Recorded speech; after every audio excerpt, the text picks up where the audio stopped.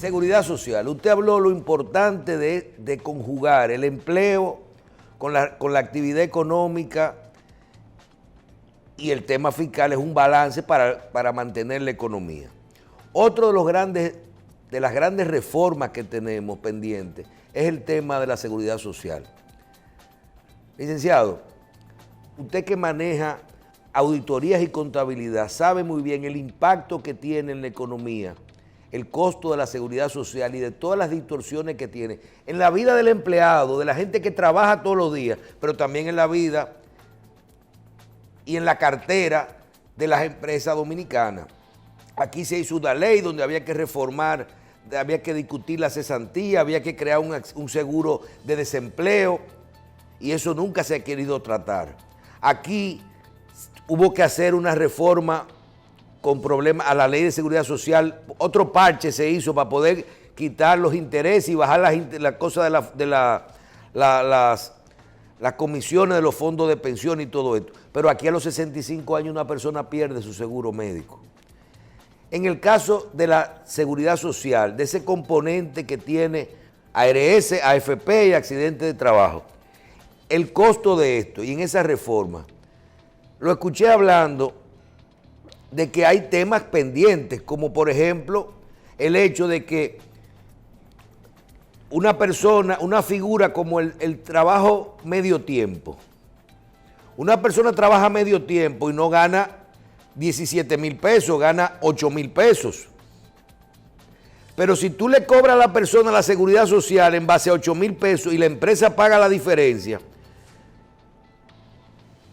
el sistema está cargado porque le tiene que dar seguro médico y fondo de pensiones por 500 pesos a una familia de 7 personas que tiene ese hombre que está ahí, que a lo mejor lo que tiene es un trabajo parcial, pero también a un viejito que tiene 65 años que no tiene seguro médico, se busca un trabajo parcial y con eso puede pagar su seguro médico, sus 1,050 pesos. ¿Cómo usted ve este tema de la reforma y del impacto que tienen esta cantidad de, vamos a decir, de materias pendientes dentro del sistema? No hablemos de las comisiones ni del tema de cuánto podríamos recibir de pensión, sino de la operatividad con relación al costo que tiene y los beneficios al empleado y a las empresas.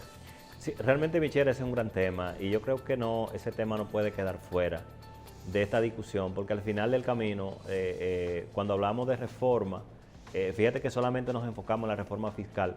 Sin embargo, esta reforma que tiene que venir a la seguridad social, hay elementos que son determinantes. Primero, el seguro de desempleo.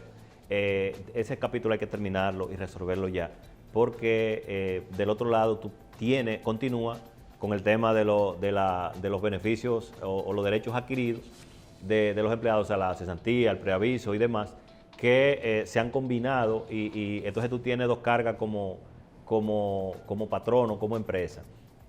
Es el punto, Michelle, del asunto de que es lo que es el salario mínimo nacional, que no es más que la sumatoria de los niveles de salario. Antes de esta reforma salarial teníamos 3 niveles de salario, o sea, Ahora hay 5, ¿verdad? 4. Cuatro. 4 niveles. Entonces, ¿cómo se determina? Chiquito, muy chiquito y chiquititico. Y chiquititico. Pero, ¿qué pasa? Para determinar el salario mínimo nacional, se suman los 4 y se dividen entonces entre 4 para determinar el mínimo nacional, que en este caso son 15,000 y pico de pesos. ¿Qué pasa, Michelle, con eso? Vamos a suponer, esas personas que tienen, como bien tú decías, fíjate que un colmado, un salón de belleza, una pequeña tienda, es una empresa, lo único que es una microempresa. Ahora, ¿cuánto gana una persona, una salonera, por ejemplo, en esa empresa?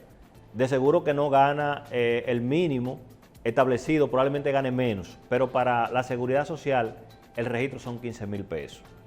Entonces, ¿qué sucede? Fíjate cómo hay una distorsión entre lo real que tú ganas y la determinación del mínimo nacional. ¿Qué implica eso? Que eso ahuyenta la formalización.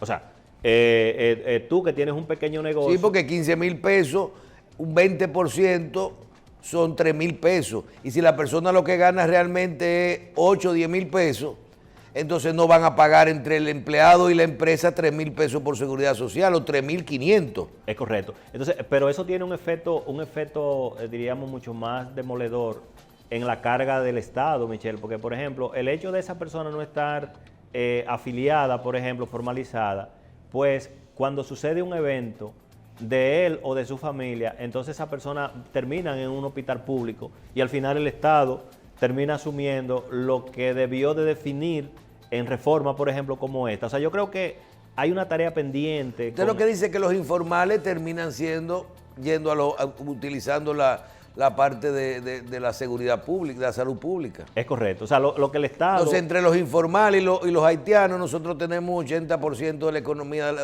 del gasto de salud dominicano. Y eso hay que atenderlo porque el Estado, porque no es un tema del gobierno, es un tema del Estado, al no definir política, diríamos, clara con respecto a la formalización en realidad, termina entonces asumiendo esas cargas. O sea, esa es la realidad. Y la verdad es que porque fíjate, Michelle, que son dos cosas. O sea, si tú lo formalizas, te pagan impuestos sobre la renta, te pagan ITEVI, y te contribuyen en la seguridad social y el Estado se libera de esa carga. Sin embargo, como que esos temas en las discusiones no interesan y... Porque no hay una voz autorizada, nada más se están defendiendo la gente que tienen intereses, que son los que están ahí representados. ¿Quién los representa a usted en esas reuniones? Exactamente, ese es el tema. En esa mesa de discusión debe de haber no otros hay actores. una gente defendiendo al que no tiene nada. Así es.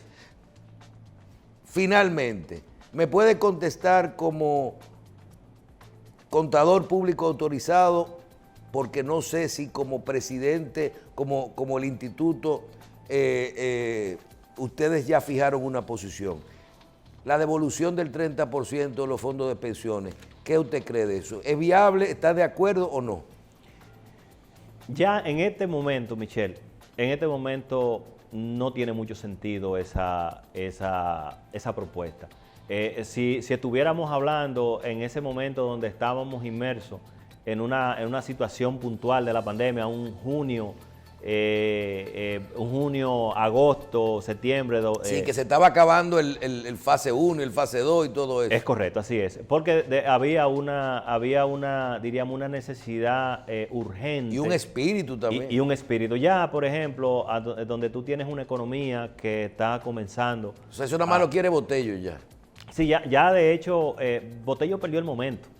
O sea, el momento era ahí donde la gente estaba trancado, donde la gente había perdido sus empleos. Estaba endeudado. Y estaba endeudado. Los bancos te dieron una dispensa, era una buena justificación para diríamos, equilibrar esas dispensas. O sea, era un momento, porque el momento, cuando se planteó el momento, o sea, había poca gente muy poca gente no estaba de acuerdo. Bien.